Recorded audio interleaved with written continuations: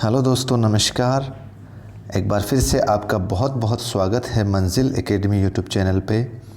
साथियों, मंजिल एकेडमी आपको अपनी मंजिल तक पहुंचाने के लिए प्रयासरत है और इसमें सबसे पहले जो रीट भर्ती जो 2020 में आने वाली है उसकी तैयारी करने की ओर अग्रसर है।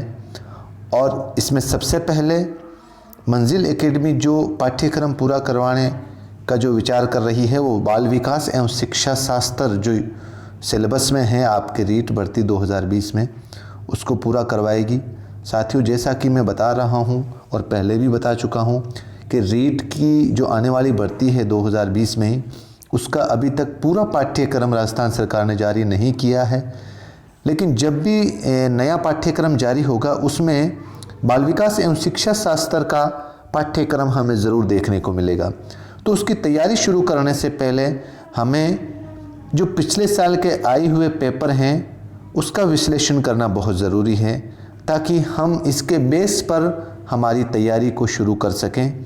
और आप साथियों देखेंगे जिस तरीके से रीट के पेपर हुए हैं तो उसमें कंपटीशन के अकॉर्डिंग कंपटीशन भी बढ़ा है और पेपर का स्टैंडर्ड और लेवल भी बढ़ा है।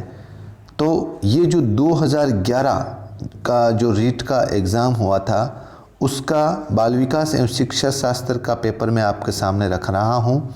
आप इस पेपर को मैं क्वेश्चन को आपके सामने बोलूँगा, इसके ऑप्शन को आप वीडियो को पुश करके आराम से देखें और उसके ऊपर विश्लेषण करें, उसके बाद में अगले प्रश्न पर जाएं। तो चलो साथियों, बिना देर किए हम रीट भर्ती 2011 का जो बाल विकास एवं शिक्षा शास्त्र का पेपर है उसका अध्ययन करते हैं। इसमें साथियों पहला प्रश्न था, निम्न में से कौन सा कथन विकास के बारे में सत्य नहीं है। आप इसके चारों ऑप्शन हैं, इस पर आप आराम से इसका विश्लेषण करें वीडियो को पुश करके। अगला सवाल है, बालकों की सोच अमूर्तता की अपेक्षा मूर्त अनुभवों एवं प्रत्ययों से होती है, ये अवस्था है। तीसरा सवाल है, मानव विकास किन दोनों के योगदान का परिणाम है। चौथा सवाल, निम्न में से कौन पियाजे के अनुसार बौद्धिक विकास का निर्धारक तत्व नहीं है। पांचवा सवाल, विशेष आवश्यकता वाले बच्चों को पढ़ाने के लिए निम्नलिखित में से कौन सी व्यूह रचना अधिक उपयुक्त है। छठा सवाल, समस्या के अर्थ को जानने की योग्यता वातावरण के दोषों, कमियों एवं रिक्तियों के प्रति सजगता विशेषता है। चारों ऑप्शन हैं। सातवां सवाल है साथियों, एक कॉलेज जाने वाली लड़की ने फर्श पर कोट फेंकने की आदत डाल ली है। लड़की की मां ने उससे कहा कि कमरे से बाहर जाओ और कोट को खूंटी पर टांगो। लड़की अगली बार घर में प्रवेश करती है, कोट को हाथ पर रखकर अलमारी की तरफ जाकर कोट को खूंटी पर टांग देती है। ये उदाहरण है। तो साथियों इस तरीके से भी सवाल आते हैं अपने बाल विकास में। आठवां सवाल है, बाह्य अभिप्रेरणा से समावेशित किया जाएगा।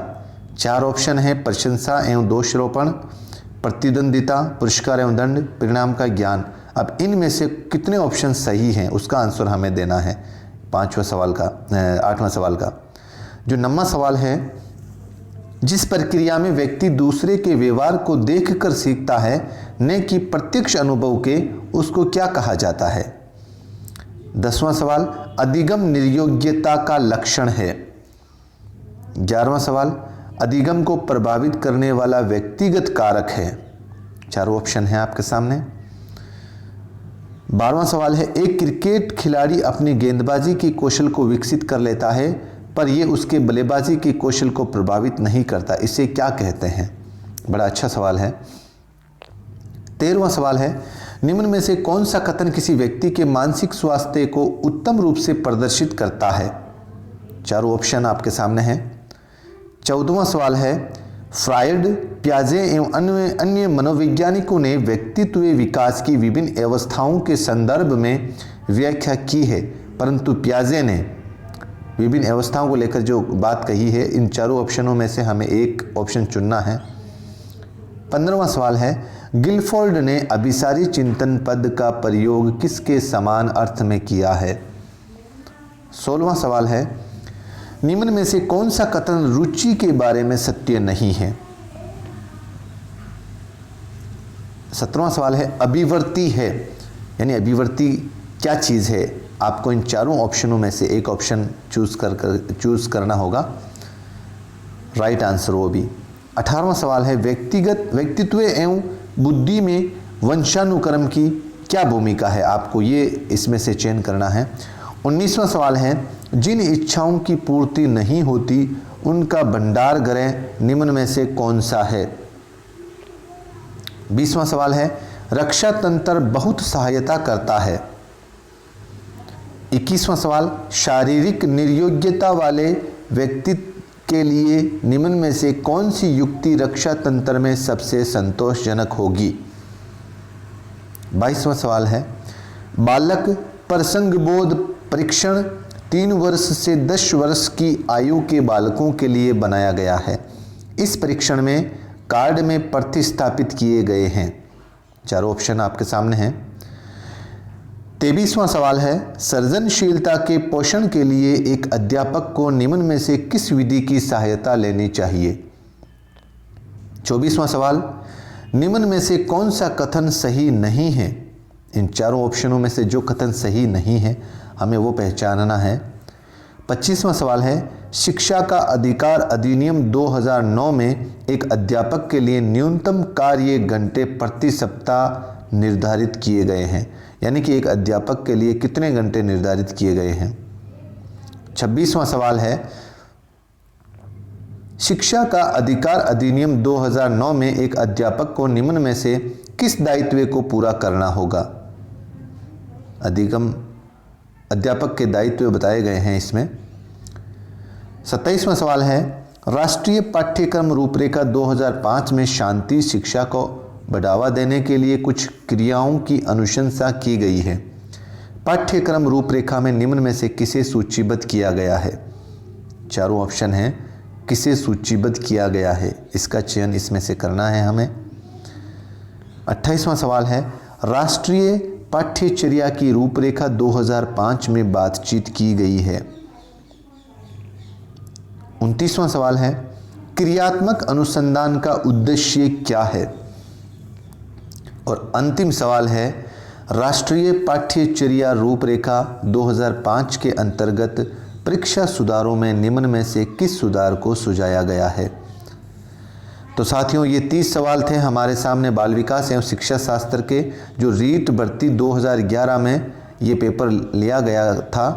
तो साथियों हम जैसे जैसे आगे वाले पेपर देखेंगे, जैसे रीट भर्ती 2012 के और रीट भर्ती 2015 का पेपर, रीट भर्ती 2018 का पेपर, तो उसमें हम ये देखेंगे साथियों कि जिस पेपर को हम जैसे जैसे आगे बढ़ते जा रहे हैं उसमें पेपर का लेवल भी थोड़ा हाई होता जा रहा है। तो इसी को बेस बनाकर, इन सवालों को, इन पेपर को बेस बनाकर हमें तैयारी करनी है। तो आप ज़रूर इन सारे पेपरों का विश्लेषण करें और उसी के बेस पर तैयारी शुरू करें। और मेरा आपसे यही निवेदन है कि आप मंजिल एकेडमी यूट्यूब चैनल को ज़रूर सब्सक्राइब करें अगर आप रीट 2020 की वैकेंसी में एग्ज़ाम में बैठने वाले हैं। और साथ ही साथ जो आपका साथी पहली बार एग्ज़ाम में बैठ रहा है उसके लिए ये सुनहरा अवसर है। उसका बिल्कुल ज़ीरो बेस बनाकर रीट वैकेंसी 2020 की तैयारी करने की पहल कर रहा है यूट्यूब चैनल हमारा। तो आपसे यही निवेदन है, इस चैनल को ज़रूर सब्सक्राइब करें, लाइक करें, अपने साथियों को शेयर करें। अब दीजिए मुझे इजाज़त। जय हिंद, जय भारत।